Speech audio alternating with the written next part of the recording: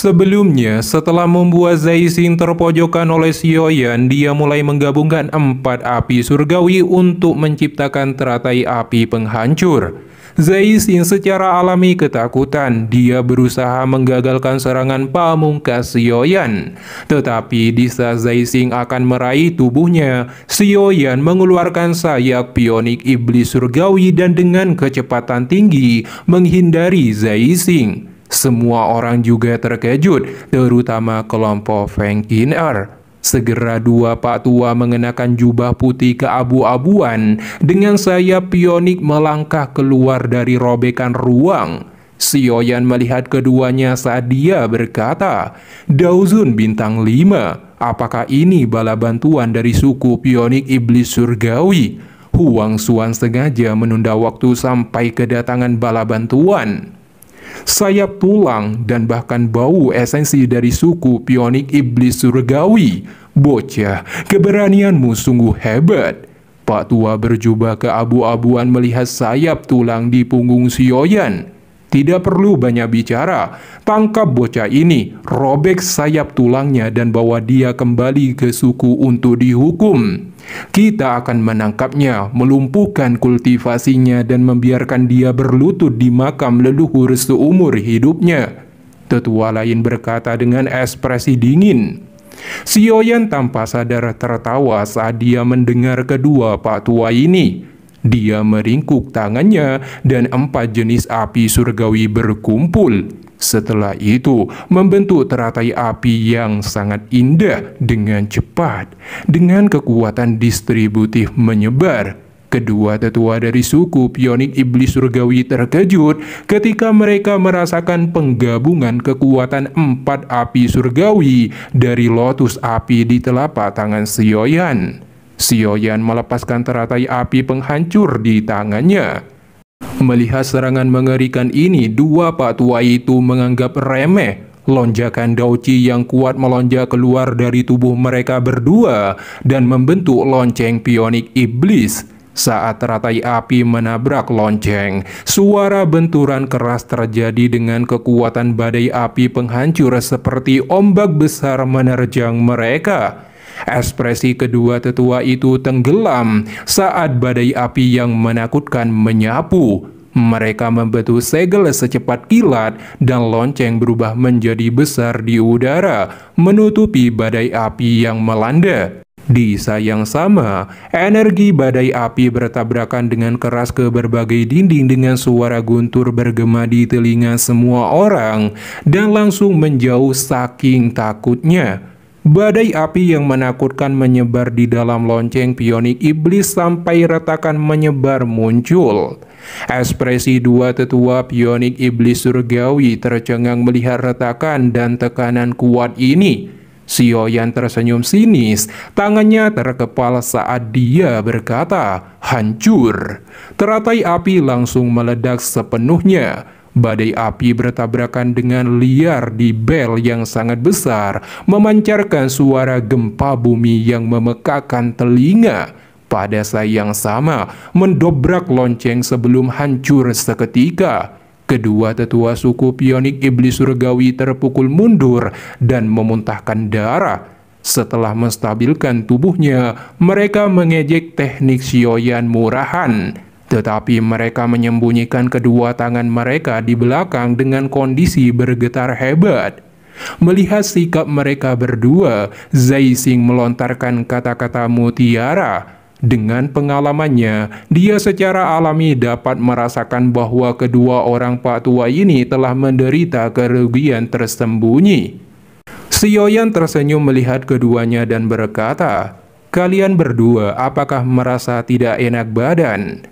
Wajah kedua pak tua itu langsung suram saat mendengar ini. Lalu kelompok Huang Xuan mengepung Xiaoyan sebelum dokter peri kecil dan yang lainnya muncul di sampingnya. Melihat situasinya, kelompok Xiaoyan telah jatuh dalam situasi terpojokkan dengan 4 daozun kuat di kelompok suku pionik iblis surgawi. Huang Xuan berkata, "Xiaoyan, serahkan buah asal naga pionik. Kami mungkin mengizinkan temanmu pergi. Jika tidak, jangan salahkan suku Pionik Iblis Surgawiku karena terlibat dalam pembantaian hari ini. Melihat kondisi kritis ini, Sioyan mulai berpikir jalan keluarnya dan ingin menggunakan teratai api penghancur sekali lagi walaupun berisiko. Xian menyadari pikiran Sioyan. Dia segera turun tangan dan mengeluarkan buah asal naga pionik dan berkata, "Buah asal naga pionik ada di sini. Kemari dan ambillah jika kamu memiliki kemampuan." Melihat buah itu, Huang Xuan dan dua tetua suku Pionik Iblis Surgawi menyerbu bersama ke arah Xian dengan cara yang ganas. Namun tepat ketika tangan ketiganya hendak mengambil buah asal naga pionik di tangan kecil Xian, ruang di samping Xian tiba-tiba meledak dengan suara robekan. Segera sosok yang kuat melangkah keluar memberi pancaran tekanan dahsyat. Orang ini adalah Hai King dengan kekuatan Daozun bintang 8 puncak. Keterkejutan langsung muncul di wajah trio Huang Xuan melihat kemunculannya. Mereka segera menggunakan seluruh kekuatannya untuk menarik diri. Tetapi tangan Hai King dibanting ke bawah melintasi ruang. Tiba-tiba 3 jejak telapak tangan yang ganas menghantam tubuh trio Huang Xuan sampai muntah darah sebelum terhempaskan di bawah tatapan terkejut semua orang. Keringat dingin terus bercucuran dengan wajah ekspresi ketakutan di kelompok Feng Qin Er yang tidak bisa disembunyikan saat melihat trio Huang Xuan terluka parah di tanah hanya dengan sekali serangan. Kelompok Sioyan di langit juga tercengang melihat adegan ini. Bing He yang terlibat dalam pertempuran sengit dengan Tang Zhen terkejut dan langsung berhenti bertarung. Dahinya berkeringat dingin. Naga kuno kekosongan adalah suku magical base paling misterius di benua Doji. Bing He melihat Sioyan dengan ketakutan ekstrim dan berkata, "Siapa sebenarnya Sioyan itu? Tidak hanya dia bisa mendapatkan bantuan dari klan Gu, tapi sekarang dia bahkan bisa memanggil naga kuno kekosongan. Orang ini tidak bisa disinggung." Setelah Hai King mencocomooh tindakan suku Pionik Iblis Surgawi, Xian menunjuk Zai Xing. Ekspresi Zai Xing langsung tenggelam melihat Xian menunjuknya. Dia memasang wajah berani dan berteriak, "Aku adalah anggota Aula Jiwa." Jiwa yang tidak masuk akal. Apakah menurutmu Aula Jiwa akan berani menyatakan perang melawan naga kuno kekosongan kita jika aku mengalahkanmu? Hai King berjalan selangkah demi selangkah. Retakan ruang menyebar dari bawah kakinya. Zai Xing langsung menerima tekanan luar biasa kuat.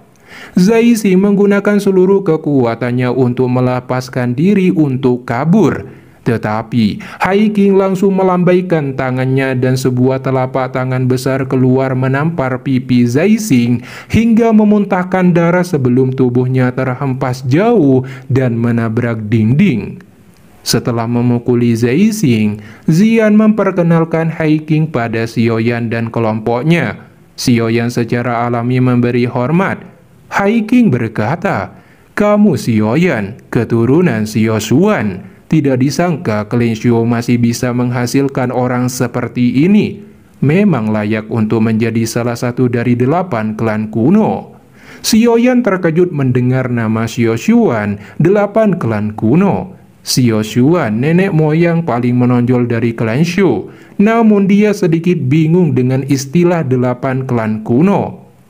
"Saat aku berkenalan dengan Xio Xuan, aku hampir seumuran dengan Xian." Hai King tersenyum dan menepuk kepala Xian.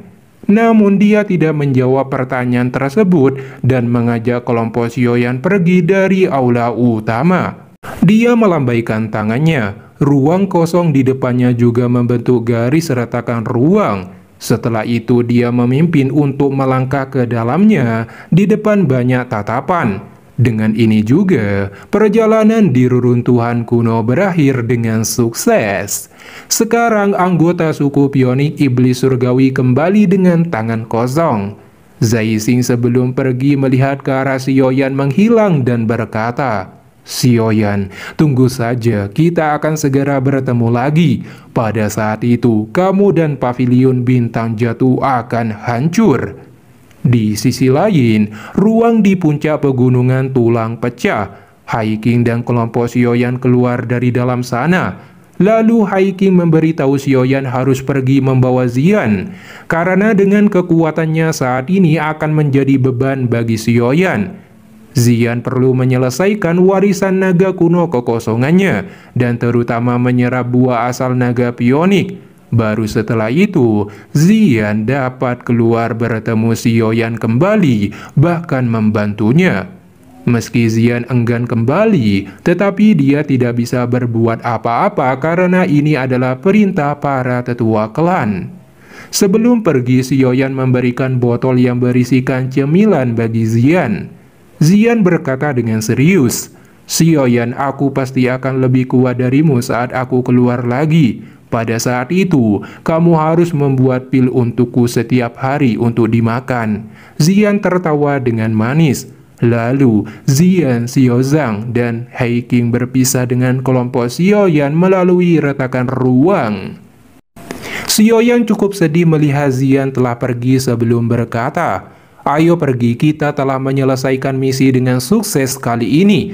Buah bayi spiritual ada di tangan kita. Akhirnya ada solusi untuk masalah jiwa guru." Setelah tertekan sesaat, Xiaoyan sekali lagi menguatkan dirinya. Keuntungan dari perjalanan ke reruntuhan kuno kali ini jauh melebihi harapan kelompok Xiaoyan. Tidak hanya mereka berhasil mendapatkan buah bayi spiritual, tetapi mereka bahkan mendapatkan binatang pil yang sangat berharga. Jika benda ini dirawat dengan benar, cepat atau lambat akan naik ke level 9 sejati. Tentu saja, keuntungan terbesar secara alami adalah 3 tulang rusuk kerangka doseng. Dengan kapal terbang, kelompok Xiaoyan akhirnya pergi meninggalkan wilayah binatang dan pulang ke pavilion bintang jatuh. Di pavilion bintang jatuh, di aula yang megah lagikan besar, Yao Chen dan Feng Xian lagi berbicara tentang sesuatu.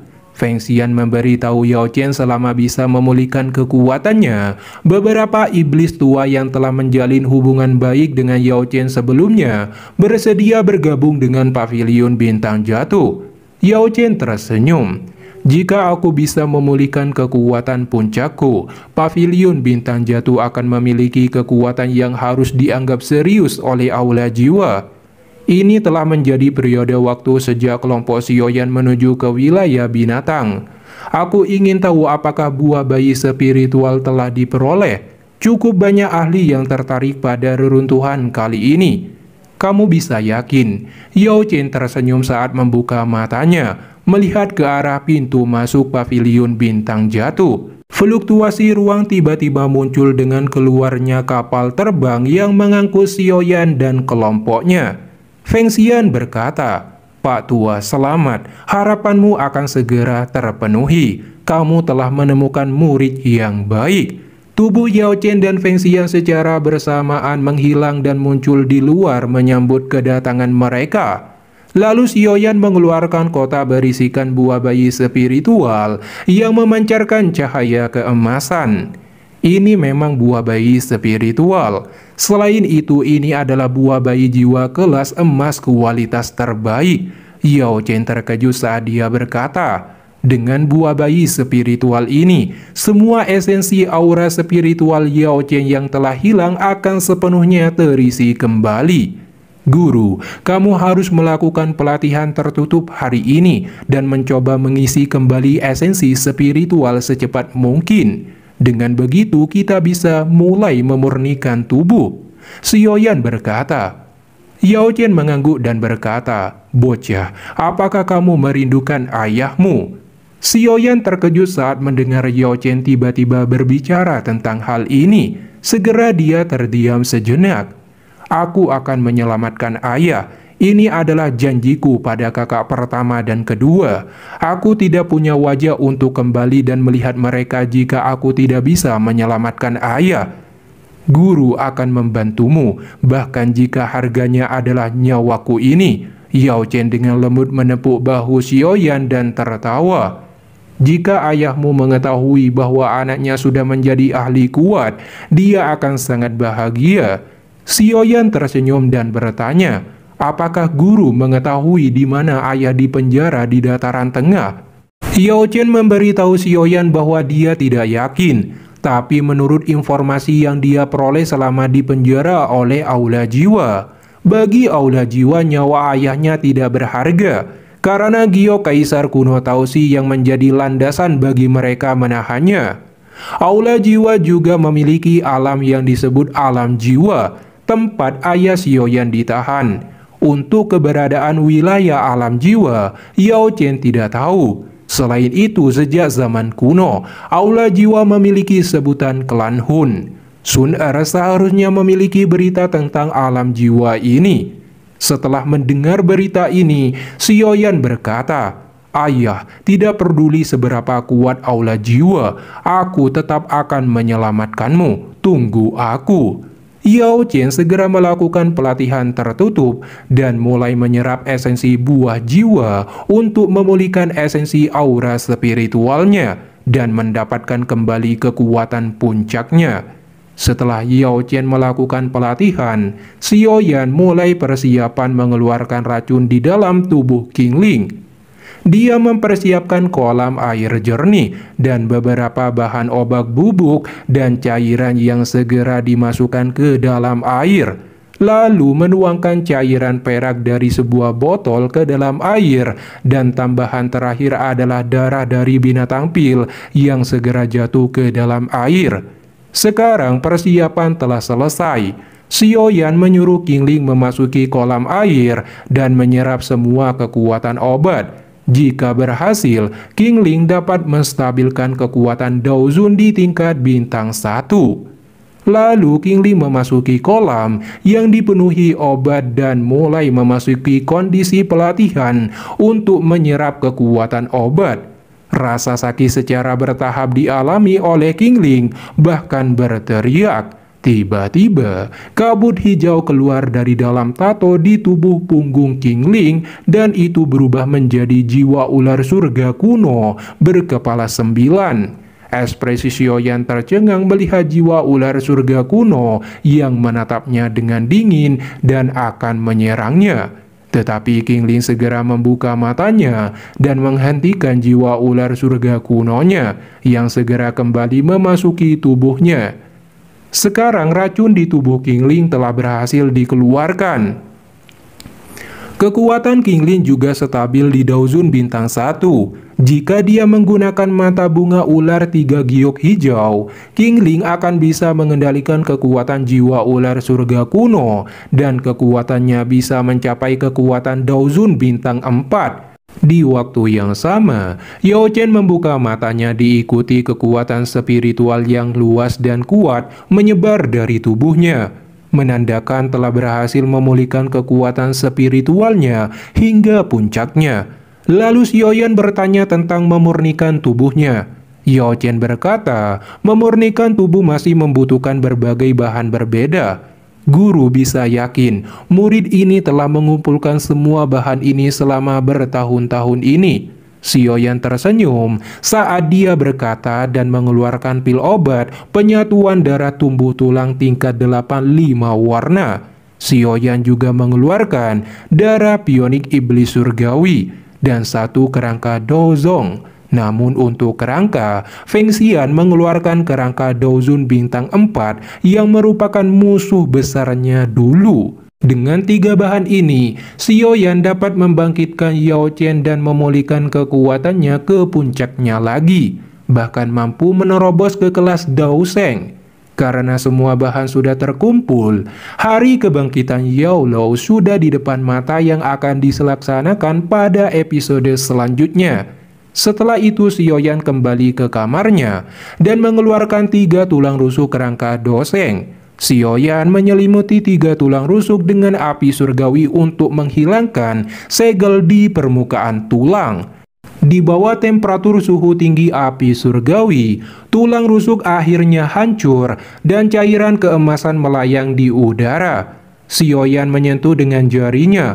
Cairan emas mulai membungkus jarinya dan merasakan sakit kepala saat pemandangan di depannya berubah dan suara tiba-tiba muncul. Ini adalah telapak tangan penciptaan surga yang agung.